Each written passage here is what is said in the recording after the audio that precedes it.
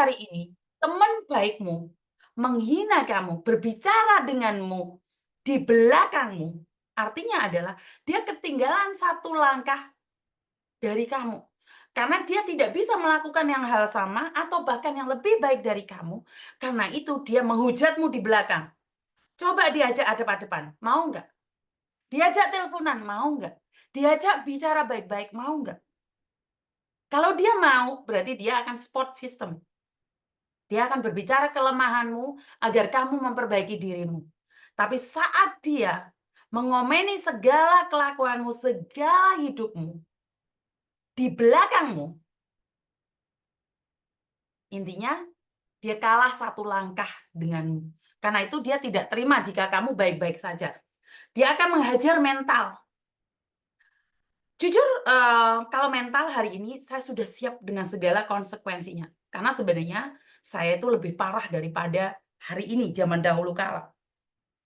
Tapi sekarang karena wis ngundurin tuwek, ya wis sadar diri, yo isin bendino tukaran mbek wong, wis umur, sak wayah-wayah dipanggil sama yang kuasa, aku kok jek tukaran mbek cah kae to. Jadi saya itu paling takut saat saya membenci orang itu dan tiba-tiba saya sakit dan meninggal. Saya nggak ada waktu untuk meminta maaf lagi sama dia. Kenapa sih saya tidak pernah membalas orang-orang yang menyakiti saya? Karena saya benar-benar takut dalam hidup saya. Tiba-tiba saya meninggalkan sesuatu yang menyakiti orang lain. Tapi ada orang yang sengaja menyakitimu karena dia ingin dapat uangmu. Dia pura-pura tersakiti, terlukai, ternyata duit, duit. Ternyata dia sengaja memancing kerusuhan agar dia mendapatkan ini itu tanpa bekerja. Itu ada. Ada orang yang sengaja menyakitimu hingga kamu lepas kontrol agar dia mendapatkan uang. Tapi percayalah, saat kamu mengambil uang orang lain dengan mengatakan bahwa dirimu disakiti, tapi sebenarnya kamu sendiri yang sengaja melukai dirimu sendiri agar terlihat terluka di hadapan orang lain dengan satu tujuan, uang. Uang. Oh, itu hak dia. Iya, itu hak dia. Tapi sebenarnya dia menyakiti dirinya dengan sengaja menguji kesabaran orang lain agar orang lain itu muntap, dan saat orang itu muntap dan mereka berpesta pora dengan mendapatkan uang-uang hasil dari menggeliat orang lain dengan cara menikam orang lain. Dia sebenarnya menggores tubuhnya dengan luka dengan pisaunya sendiri. Tapi dia akan menunjukkan sama orang lain bahwa dia dilukai karena pisau itu saya yang megang. Kebetulan saya megang. Sebenarnya dia sengaja menggoresnya agar orang lihat, "Hei, tahu nggak? Saya itu dilukai Yuni loh. Hei, tahu nggak? Yuni itu jahat loh." Tapi orang tidak akan pernah tahu bagaimana dia bisa melukai dirinya sendiri. Yang orang lain lihat adalah darah itu mengucur dan saya yang pegang pisaunya. Tapi itu adalah hak manusia. Jadi saya harus mengobati luka ini. Saya harus menyembuhkannya. Bahkan harus ada kompensasi dari luka itu. Tapi ya sudahlah. Ini adalah hidup. Dari situ orang akan khawatir dengan keadaan dia. Orang akan menanyakan, "Kamu baik-baik saja kan? Luka itu yang ditinggalkan Yuni itu dalam banget loh. Sakit itu dalam banget loh." Tapi nggak apa-apa. Berarti saya harus belajar dari situ satu hal. Saya harus mengendalikan emosi saya sendiri. Karena emosi saya bisa dipakai orang lain untuk berhura-hura. Yakin uang itu tidak buat hura-hura dan dibagi-bagikan? Hanya Tuhan yang tahu. Saya kembalikan lagi. Betul, temanku juga gitu, Miss, mengadu domba bersama teman yang lainnya. Ternyata mau pinjam uang. Ya, itu kenyataan. Itu kenyataan. Tapi sudahlah. Ini adalah hidup dan ini adalah nyata. Ya, nikmatin aja. Nikmatin aja.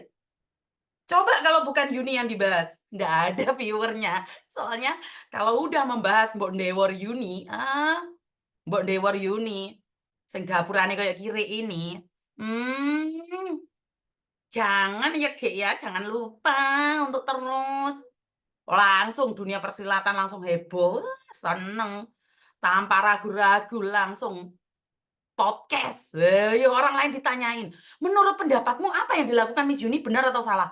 Lho kowe ora takok aku, kowe takok ndek wong liya ya jelas salah lah. Bener nggak? Ini seorang ini tidak bisa hitung-hitungan. Halo, loh kamu loh jadi stafnya agen, kamu loh calonnya agen. Sebelum 7 hari itu nggak bisa nuntut, Bro.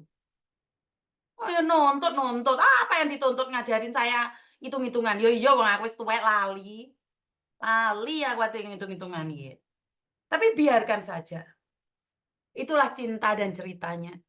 Sekali lagi, saya cuman, tahu bener siapa yang mengadu domba dan siapa yang menyakitin, siapa yang terluka.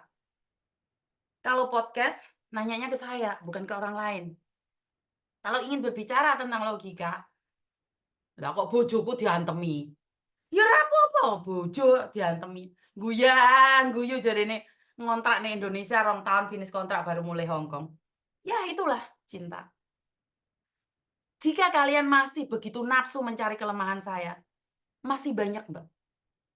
Kalau kalian ingin membuka aib saya, membuka masa lalu saya, silahkan. Boleh, boleh kok, nggak apa-apa, boleh kok. Saya siap dengan segala resiko dan konsekuensinya. Saat di media sosial, saya mati-matian membahas tentang sindikat, kalian mati-matian membahas tentang saya. Saat saya mati-matian membahas tentang penipuan, kalian mati-matian mencari kelemahan saya. Saat saya mati-matian berjuang dengan teman-teman yang sudah masuk penjara, menemani mereka sidang, kalian mati-matian mencari masa lalu saya. Saya tetap akan berjuang versi saya. Seberapa benci kalian terhadap saya selalu bilang bahwa tujuan saya di media sosial dari awal adalah memberikan informasi, berbagi cerita, berbagi rasa bahwa dunia pertikaian sedang tidak baik-baik saja. Dari zaman dahulu kala, bukan hanya hari ini. Jika kalian ada di organisasi, sebenarnya masalah seperti ini tidak hanya hari ini. Sudah dari dahulu kala. Perbedaan saya dengan organisasi adalah organisasi itu sangat baik sekali memberikan informasi dan mereka menutup semua informasi itu dari dunia luar karena itu adalah privacy. Itu bagus sekali organisasi tersebut. Dan itulah bedanya.